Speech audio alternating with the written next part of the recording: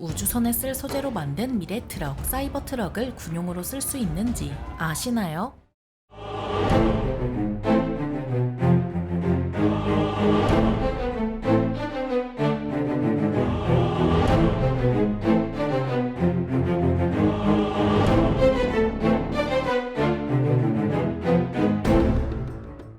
안녕하세요. 지식 스토리입니다. 이번에는 미군도 주목하는 민간 장갑차 사이버 트럭을 군용으로 쓸 수 있는지 알아볼 텐데요. 2012년 7월 31일 테슬라의 CEO 일론 머스크는 슈퍼트럭을 만들고 싶다는 견해를 밝혔습니다. 엄청난 엔진과 역동적인 현수 장치를 갖춘 슈퍼트럭을 만들고 싶다는 머스크의 견해는 2019년 3월 모델 Y 공개 행사에서 일부 이미지로 공개됐습니다. SF에 관심이 많은 머스크답게 영화 블레이드 러너에 등장한 순찰차, 007 나를 사랑한 스파이에 등장한 로터스 에스프리 S1, 게임 헤일로에 등장한 워트호크 등의 영향을 받았는데요. 디자인이 각진 이유는 슈퍼트럭에 쓸 소재가 너무 단단해서 굽히려고 하면 프레스가 망가지기 때문이죠. 원래는 슈퍼트럭에 티타늄을 사용하려 했지만 스페이스 X의 스타쉽 재질로 개발된 스테인리스 스틸이 훨씬 뛰어난 강도를 보이면서 스테인리스 스틸이 사용됐습니다. 머스크가 만들고자 하는 슈퍼트럭은 엄청난 엔진과 역동적인 현수 장치를 기반으로 매우 튼튼하게 만드는 게 목표였습니다. 그렇게 2019년 11월 21일이 되자 로스앤젤레스 스페이스 X 본사에서 슈퍼트럭은 사이버트럭이란 이름으로 공개됐는데요. 미국에서 가장 많이 팔리는 포드 150 픽업 트럭과 포르쉐 911과 겨루는 모습을 보여준 사이버트럭은 튼튼하다는 걸 강조하기 위해 망치로 있는 힘껏 문을 가격했죠. 같은 자세 같은 힘으로 가격했을 때 일반적인 픽업 트럭의 문은 찌그러졌지만 사이버트럭은 흠집조차 없이 멀쩡한 모습을 보여주면서 내구성 하나만큼은 최강이라는 걸 보여줬습니다. 다만 방탄유리에 금속공을 던지는 시연에서 방탄유리가 버티지 못하고 금이 가는 모습을 보여줬지만 실제 테스트에선 문제가 없다는 영상을 공개했습니다. 사이버 트럭은 2021년 생산을 목표로 건당 10만원으로 사전 예약 받았는데요. 발표된 지 하루 만에 14만 6천 대가 예약됐고 나흘 후에는 25만 대가 예약되면서 예약비로만 약 16조 원을 벌어들이는 성과를 거뒀죠. 머스크는 사이버 트럭을 스포츠카급의 가속력, 경쟁사 픽업 트럭을 압도하는 힘, 높은 경제성, 우주선 소재로 만들어 화성 탐사에서도 사용될 미래형 픽업 트럭 혹은 APC로 소개했습니다. 혜성처럼 발표된 사이버 트럭에 대중의 이목이 쏠렸고 2020년 6월까지 사전 예약이 65만 대를 기록했습니다. 게다가 스페이스 X의 스타쉽 개발 과정에서 스테인리스 스틸과 비슷한 재질을 여러가지 방법으로 개선하며 개발하고 있어서 사이버 트럭에도 적용될 거라 얘기됐는데요. 하지만 2021년 8월 생산 일정이 2022년으로 연기됐고 물량이 부족한 모델 Y 생산에 총력을 다했죠. 그래도 2022년 4월 기가 텍사스의 오픈 행사인 사이버 로데오에서 오랜만에 모습을 비추더니 2023년에 기가 텍사스에서 양산을 시작할 거라는 긍정적인 소식을 전했습니다. 그렇게 2023년 7월 16일이 되자 양산을 시작했고 기가 텍사스에서 생산된 1호차의 사진이 공개됐습니다. 하지만 대량 생산이 시작된 건 아니고 2023년은 첫 양산인 만큼 공정 테스트를 거쳐야 해서 소량 생산만 진행할 예정이라 밝혔는데요. 기가 텍사스는 모델 Y와 사이버 트럭만을 생산하는 공장으로 연간 생산량 50만 대를 목표로 세워졌으며 2023년 5월에는 모델 Y의 주간 생산량 5천 대를 달성했고 이는 연간 24만 대에 달하는 물량이죠. 나머지 25만 대의 생산 설비는 사이버 트럭을 위한 거라 큰 문제가 없다면 분기당 최대 6만 대를 생산하는 게 가능할 거라 여겨졌습니다. 그렇게 2023년 11월 30일이 되자 텍사스 오스틴에서 첫 번째 사이버 트럭을 배달하는 행사가 진행되면서 정식으로 출시됐습니다. 가격은 원래 제시했던 39,990달러에서 6990달러로 크게 오르면서 높은 경제성은 달성하지 못했는데요. 우여곡절 끝에 나온 사이버 트럭이 어떤지 사륜구동 모델을 기준으로 재원을 살펴보겠습니다. 사이버 트럭은 전장 5.6m에 전폭 2.2에서 2.4m, 정보 1.7m이며 중량은 2.9톤에 좌석은 5석이고 출력은 600마력에 적재량 1.1톤, 견인량 4.9톤이며 최대 속도는 시속 180km에 항속거리는 547km입니다. 사이버 트럭에서 가장 눈에 띄는 건 누가 뭐래도 각진 디자인인데요. 앞서 언급한 대로 스테인리스 스틸 같은 소재는 너무 튼튼한 나머지 가공하기 어려워서 강판 그대로 갖다 붙이게 된 거긴 합니다. 사이버 트럭에 쓰이는 스테인리스 스틸은 상온에서 프레스로 꾹 눌러 압연한 고강도로 녹이 슬지 않고 매우 단단하며 고급스러운 질감도 만들어낼 수 있습니다. 사이버 트럭은 방탄유리까지 옵션으로 제공해서 권총탄을 막아낼 수 있는 만큼 내구성이 높도록 설계됐습니다. 물론 권총탄을 막아내는 건 돌격 소총이 널린 미국에서는 부족한 방어력 같지만 총알을 완전히 막아내지 못해도 있는 것보다 훨씬 나은데요. 방탄판도 관통력이 높은 일부 총알은 못 막지만 금속, 세라믹 등의 재질로 된 방탄판은 총알의 위력을 줄여주기라도 해서 중상 입을 걸 경상으로 줄여줄 수 있죠. 다만 338 라프와 매그넘 같은 변종은 소총탄과 59경 사이에 있는 급 급이라 그 충격만으로도 장기 손상을 줄 수 있습니다. 그래서 순정 사이버 트럭은 소총탄 사격으로 인한 부상은 줄여줄 수 있어도 그 이상의 화력에는 노출되지 않는 게 현명합니다. 게다가 사이버 트럭은 제한적으로 생화학 무기를 방어하는 공조장치를 갖추고 있는데요. 필터가 생화학 공격에 쓰이는 대부분의 균을 걸러내고 내부는 음압 병실과 같이 공기가 들어올 수는 있어도 밖으로 나갈 수는 없습니다. 그래서 생화학 공격은 몰라도 전염병 예방 차원에는 효과적이라 없는 것보다 낫습니다. 거기에 사이버 트럭은 48V의 전력 설계로 같은 전력을 공급하는 데 필요한 전류를 4분의 1로 줄였는데요. 가정에서 220V를 쓰는 이유와 일맥상통하죠. 사이버 트럭은 48V의 전력 설계 덕에 전선을 가볍고 단순하게 할 수 있게 되면서 전체적인 중량 부담을 줄일 수 있게 됐습니다. 사이버 트럭은 48V의 배선을 커다란 전선이 한 바퀴 돌아가면서 전체적으로 이어버리는 방식을 채택했습니다. 이렇게 되면 구조가 단순해져서 전선의 중량이 엄청나게 줄어들 뿐만 아니라 조립과 수리도 간편해지는데요. 다만 이 같은 방식은 어느 한 곳이 손상을 입으면 전체가 한 번에 무너져 내릴 수 있는 위험 요소가 있어서 테슬라는 이를 보완하기 위해 배건망을 짜뒀다고 하죠. 이렇듯 스테인리스 스틸로 제작됐고 제한적인 생화학 무기 보호까지 되는 사이버 트럭은 군용으로 활용될 만하다는 평가가 나왔습니다. 미국 군사 전문 매체 더 워조는 미 국방성이 사이버 트럭을 육군과 해병대를 위한 무인지상 차량으로 도입하면 저비용으로 다양한 장점을 누릴 수 있다고 평가했습니다. 사이버 트럭은 일반 차량과 달리 전자식 조향 시스템으로 설계돼서 군용 무인차로 개조하기 용이한데요. 게다가 배터리가 크고 전비가 높아서 작전 시간 확보에도 유리하며 내부 공간에 배터리를 더 집어넣으면 작전 시간을 늘리는 것도 가능하죠. 게다가 비용이 낮은 것도 강점이라 미 육군이 운용 중인 쉐보레 콜로라도 ZR2와 비교하면 가격이 3분의 2 수준입니다. 다만 더 워존의 평가와 달리 미 국방성은 당장 사이버 트럭을 무인지상 차량으로 도입하지는 않을 전망입니다. 그 이유는 미 육군이 2023년 12월에 무인지상 차량을 경량 디젤 하이브리드형으로 도입하기로 정했기 때문인데요. 게다가 이미 4개 업체에 견본 제작을 맡긴 상황이죠. 미 국방성은 군용 차량으로 전기차를 채택하지 않는데 그 이유는 수송 헬기에 실기 어렵고 이동하면서 충전할 수 없기 때문입니다. 사이버 트럭은 중량만 3톤 가까이 되고 전장은 5.6m에 달하며 오로지 전기로 구동합니다. 결정적으로 무장이 문제인데요. 다른 건 어찌어찌 한다 쳐도 군용으로 도입되면 지프나 험비 등 여타 군용차 같이 무기 플랫폼으로 활용될 가능성이 매우 크죠. 당장 미군은 험비의 7.62mm 기관총부터 59경 기관총, 40mm 고속유탄 발사기, 대전차 미사일 등 각종 무기를 탑재해서 운용한 전적이 있습니다. 게다가 미 해병대는 M1A1 에이브럼스를 모두 처분하고 무인지상 차량으로 보완하는 중입니다. 2024년에 들어서면서 우크라이나에 지원한 에이브럼스가 첫 손실이 발생했는데 러시아군 전차에 의한 게 아니라 무인기와 대전차 미사일에 의한 거였는데요. 그래서 미군도 생각을 바꿔서 무인지상 차량의 최소 대전차 미사일 이상의 무장을 갖춰 미래 전장에 대비하고자 하고 있죠. 다만 사이버 트럭은 무장에 대한 논의조차 부족한 상황이라 군용으로 도입될 가능성은 작습니다. 그리고 사이버 트럭은 상용화 이후 첫 사고 사례가 발생했는데 사이버 트럭은 바퀴 부근만 손상을 입는 등 멀쩡했지만 충돌한 차는 전면부가 크게 파손됐습니다. 사이버 트럭은 중량이 3톤에 육박해서 기존 중형차보다 2배 정도 무거운지라 전문가들은 데스머신이라며 우려했는데요. 특히 견고한 차체와 각진 디자인이 보행자와 다른 차량에 큰 피해를 줄 수 있다는 거죠. 머스크는 사이버 트럭이 다른 트럭보다 안전하다며 충돌 시 충격을 흡수할 수 있도록 설계됐고 전면과 후면 구조가 에너지 분산에 도움을 주는 데다 측면 충돌 시 문 대부분이 충격을 견딜 수 있다고 합니다. 미군도 주목하는 민간 장갑차 사이버 트럭을 군용으로 쓸 수 있는지 알아봤는데요. 영상이 유익하셨다면 구독과 좋아요 부탁드립니다. 감사합니다. 지식스토리였습니다.